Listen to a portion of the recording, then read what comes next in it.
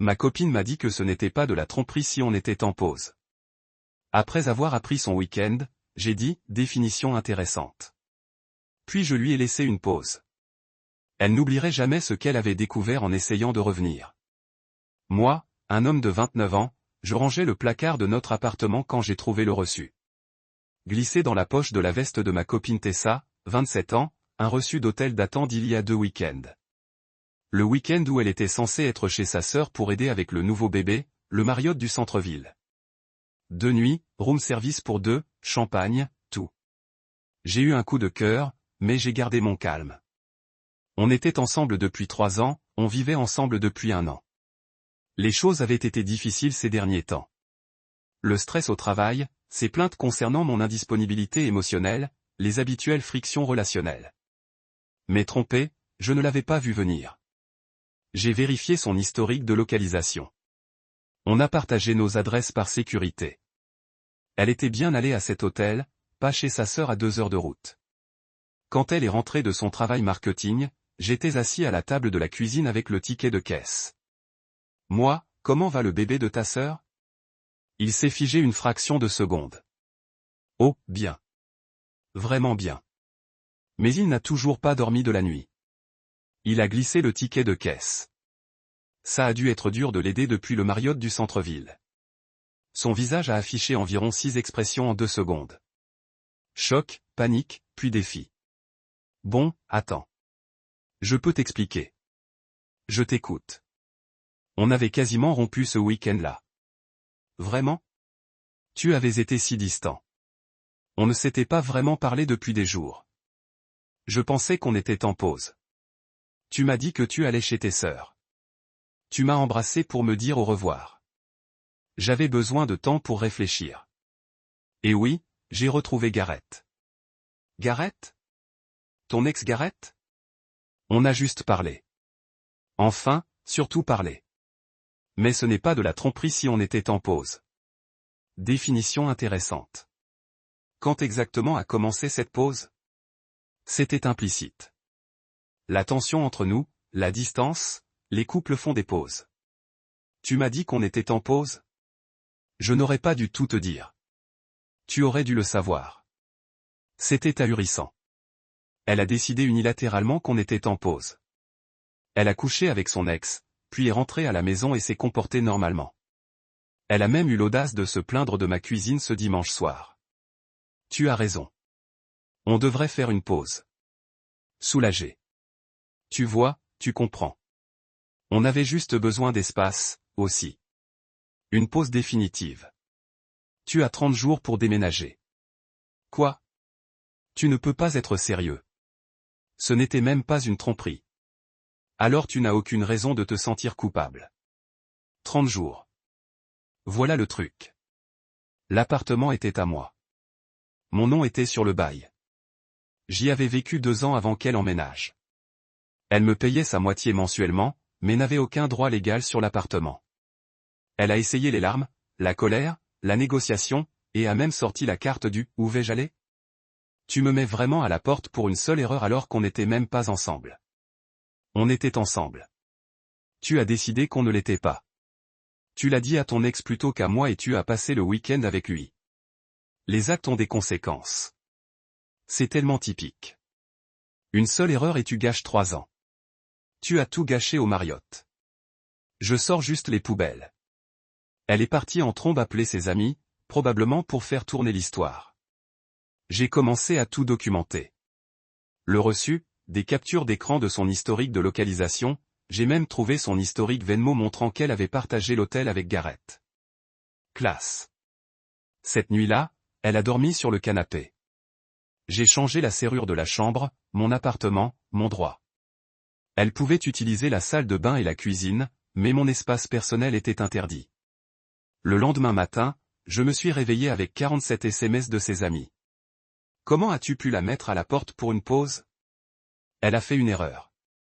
Tu es sans cœur. Les vrais hommes pardonnent. Je les ai tous bloqués. Puis je me suis connecté à nos services de streaming partagés. J'ai supprimé ses profils, changé les mots de passe. Elle voulait faire une pause. Elle pouvait aussi faire une pause avec mon Netflix.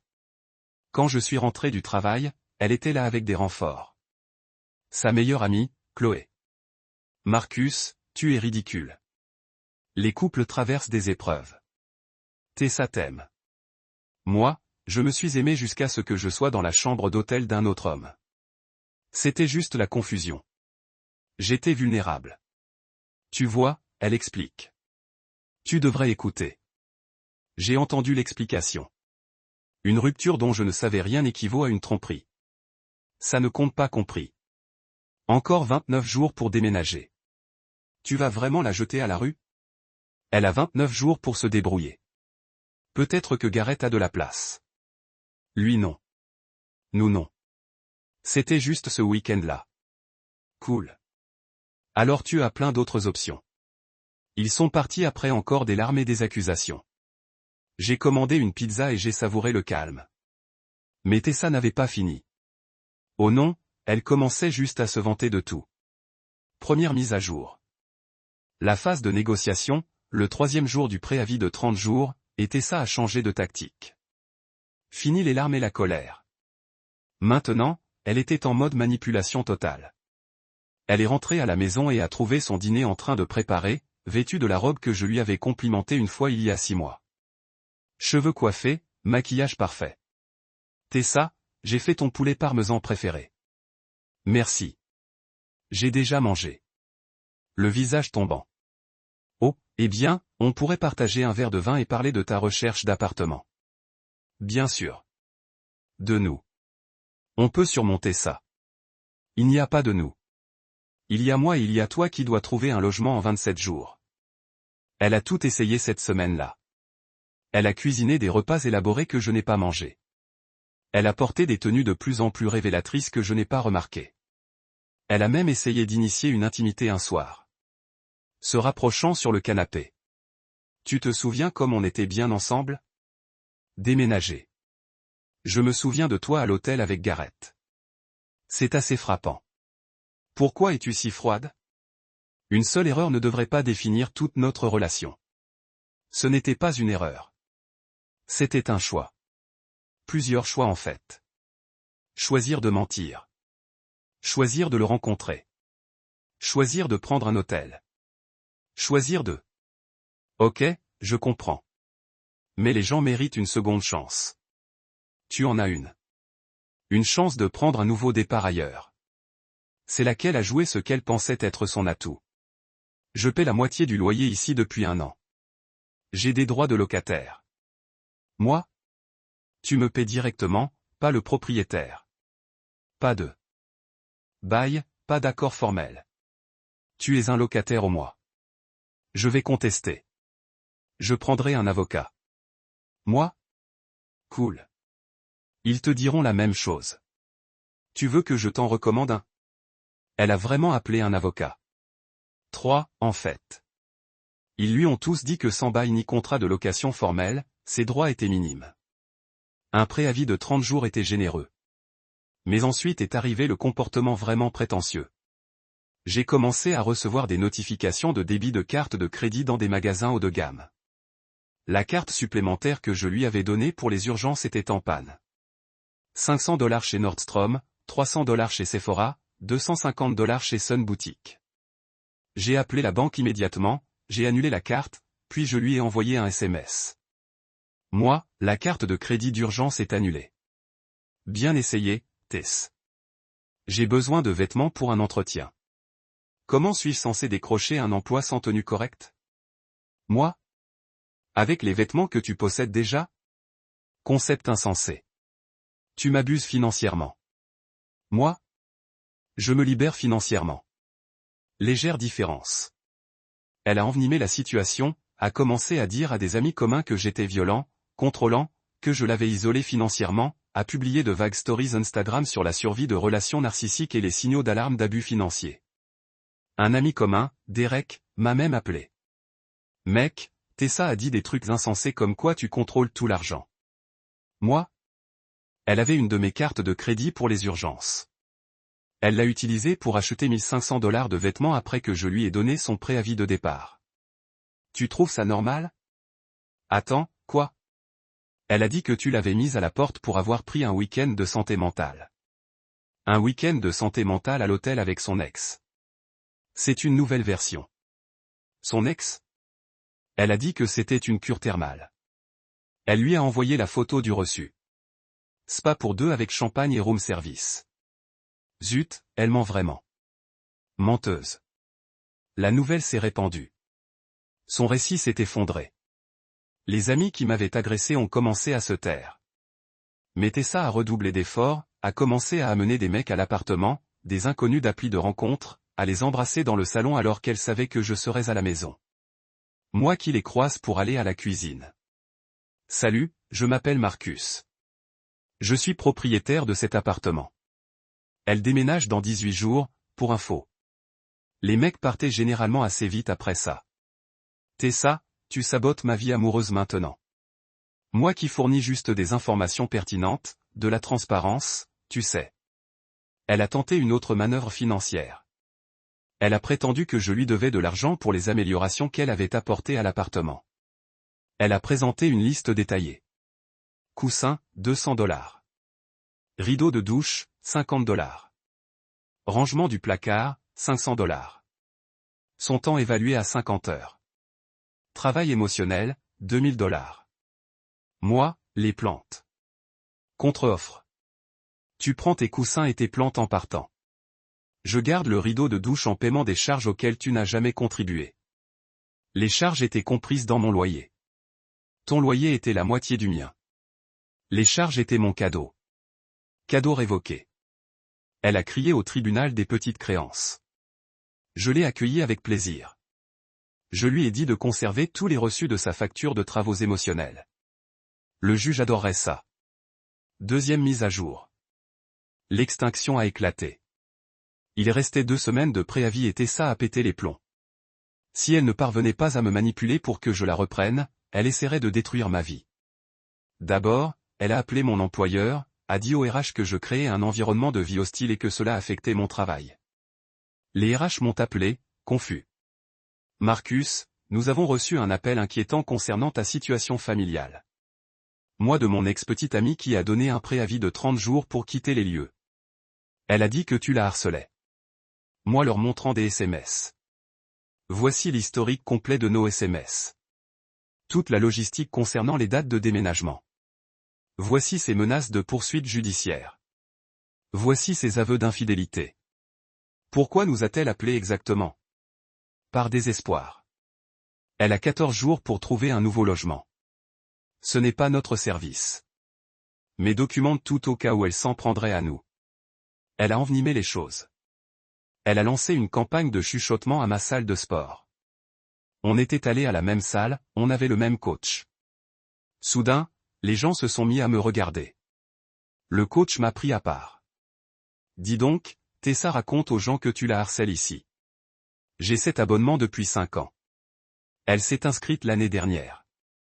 Ouais, je m'en doutais. Je voulais juste que tu saches qu'elle dit aussi que tu es violent parce que je ne la reprendrai pas après qu'elle m'a trompé. Elle a trompé. Elle a dit que vous faisiez une pause. Une pause dont elle ne m'a jamais parlé. C'est marrant comme ça. Elle a commencé à tout capturer. Chaque SMS, chaque email, chaque publication sur les réseaux sociaux. Elle a créé un fichier intitulé « Les mensonges de Tessa » sur mon téléphone. Puis elle a essayé de convertir ma famille. Ma mère a appelé Marcus. Chérie, Tessa m'a contacté. Elle est très en colère. Moi? Elle t'a contacté.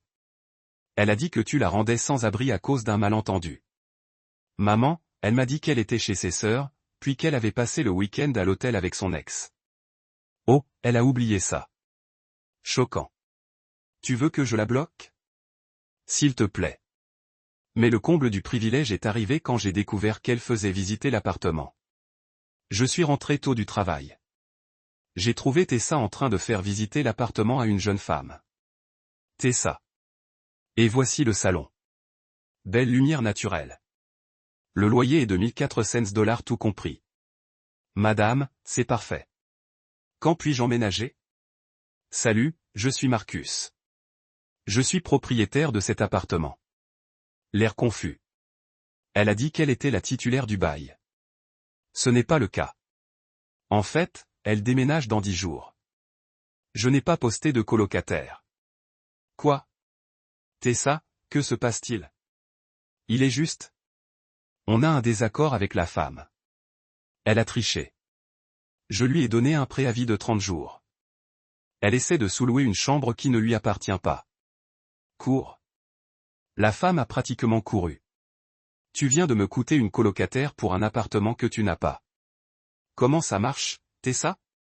J'essayais de te montrer que je pouvais payer le loyer en entier. Si j'avais une colocataire, tu serais toujours mon ex qui m'a trompé avec une colocataire dans mon appartement. Non, a-t-elle posté sur Facebook Marketplace. Chambre à louer dans un super appartement. Femme seulement, $700 par mois disponible immédiatement. Photo d'occasion de mon appartement. Équipement listé que je paie. J'ai eu 12 demandes de renseignements. J'ai signalé l'annonce. J'ai envoyé un message à chaque demande. C'est une arnaque.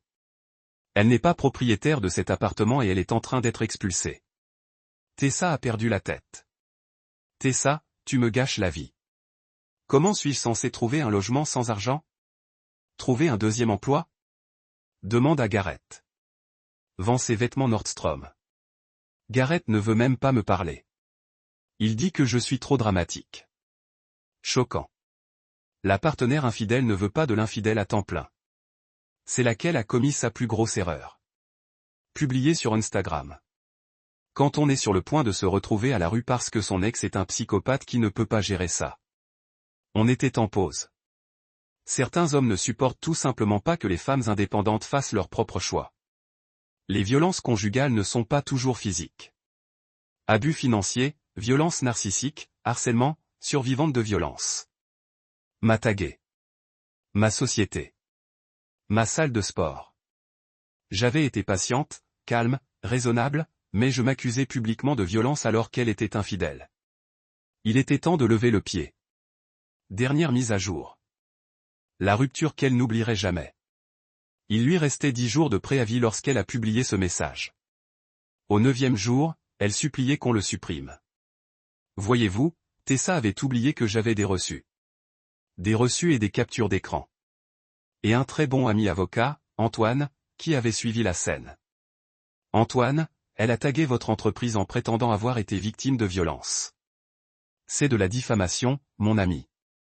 Que puis-je faire? Eh bien, vous pouvez porter plainte ou publier votre propre message. La vérité est une défense absolue contre la diffamation.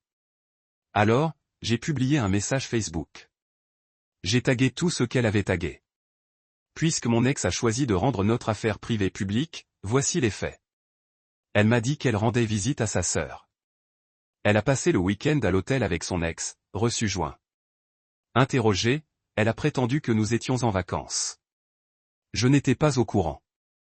Je lui ai donné un préavis de 30 jours pour quitter mon appartement. Légal et généreux. Elle a utilisé ma carte de crédit d'urgence au maximum pour faire des achats. Relevé joint. Elle a tenté de sous-louer illégalement mon appartement. Capture d'écran jointe. Elle a appelé mon employeur en faisant de fausses déclarations. Document RH joint. Elle accuse maintenant des abus parce que je ne la reprendrai pas. Tirez vos propres conclusions. Je protège juste ma réputation avec des faits.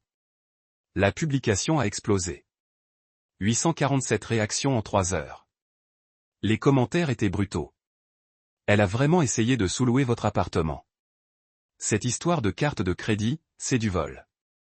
Équipe Marcus jusqu'au bout. Gareth, viens chercher ta meuf. Ses amis ont essayé de limiter les dégâts. C'est du revenge porn. Pas de photos d'elle, juste des reçus. Vous la harcelez. J'ai publié une publication en réponse. Multiple. Elle est vulnérable. Elle est adulte. Mais le vent avait tourné. Sa publication Instagram a eu un effet désastreux. Elle a perdu 300 abonnés en une journée. Ses commentaires étaient remplis de « Ne triche pas la prochaine fois ». Équipe ex-petite amie. Voilà à quoi ressemble la responsabilité, ma belle. Elle m'a appelé en pleurant. Retirez-le, s'il vous plaît. Tout le monde m'attaque. Moi. Retirez le vôtre d'abord. C'est différent. Vous ruinez ma réputation. Vous l'avez ruinée vous-même. Je viens de fournir des preuves. Elle a supprimé son message. J'ai gardé le mien pendant 24 heures, puis je l'ai supprimé. Point important. À 3 jours de la fin, elle n'avait toujours pas trouvé de logement. Pride ne la laissait pas retourner chez ses parents. Ses amis étaient soudainement incapables de l'aider. Tessa, j'ai besoin de plus de temps. Encore 2 semaines. Maintenant, je vais me retrouver sans abri. Tu as eu 27 jours. Trouve-toi. Le jour du déménagement est arrivé. Elle n'avait pas fait ses cartons. Elle pensait que je céderais à la dernière minute. Je ne l'ai pas fait. Elle a fait changer les serrures ce matin-là pendant qu'elle était au travail. Ses affaires soigneusement emballées et déposées dans le hall de l'immeuble avec un mot. Les affaires de Tessa, merci de les récupérer avant 17 heures, où elles seront données. Elle est arrivée à 16h47 avec son père et un camion de déménagement. Son père, tu n'aurais pas pu rendre les choses plus faciles. Moi? Je lui ai donné 30 jours. Tromper quelqu'un devrait être plus facile, non? Son père? Rien. Elle a juste commencé à charger les cartons. Tessa a tenté une dernière manipulation. Où suis-je censé aller? Moi? Je m'en fiche vraiment. Peut-être qu'il y a un Marriott de disponible. Son père a même souri en coin. Alors qu'il partait, j'ai reçu un SMS d'un numéro inconnu. C'est Gareth. Mec, je ne savais pas qu'elle avait un petit ami. Elle a dit que vous aviez terminé. C'est ma faute. Moi? Tout va bien. Elle est toute à toi maintenant. Non, mec. Je vais bien. Cette nana est folle. 2 semaines plus tard, j'ai appris par le bouche à oreille qu'elle couchait chez un inconnu. J'ai lancé une cagnotte GoFundMe en prétendant qu'elle fuyait une situation de violence. J'ai récolté 47 $. Un mois plus tard, je l'ai vue dans un café. Elle était avec un nouveau mec qui pleurait à cause de son ex narcissique qui l'avait laissé sans abri. Le nouveau mec m'a vu, m'a reconnu grâce à la fameuse publication Facebook. Lui? Tu es Marcus? Moi? Oui. Le type au reçu. Moi? C'est moi. Ah Tessa. Tu as dit qu'il était violent. Ce type a des reçus. Il est parti. Elle a essayé de me suivre. Il s'est enfui en courant. Se tournant vers moi. Tu as ruiné ma vie. Non, je t'ai juste donné ce que tu voulais. Une pause. Une pause permanente. Je t'aimais. Tu aimais avoir un bel appartement et une carte de crédit d'urgence. Quelle différence. 6 mois plus tard, je vais super bien. L'appartement me semble plus grand, d'une certaine manière. J'ai commencé à sortir avec Valérie, une enseignante qui pense que les réseaux sociaux sont toxiques et qui n'a jamais entendu parler de pause qu'une seule personne ne connaît pas Tessa. Aux dernières nouvelles, elle vivait dans un studio avec 3 colocataires et continuait de publier des articles sur sa survie aux abus narcissiques. Sa bio Instagram parle de « survivante » et de « se choisir ». J'imagine qu'elle a enfin obtenu l'indépendance qu'elle désirait. Elle a juste reçu une caution et ses propres factures. C'est drôle, ce n'est pas de la triche si on est en pause. Ça sonne différemment quand on l'explique à des colocataires potentiels sur Craigslist. La pause qu'elle n'oubliera jamais. Ça s'appelle les conséquences. Et contrairement à sa pause imaginaire, celle-ci est définitive.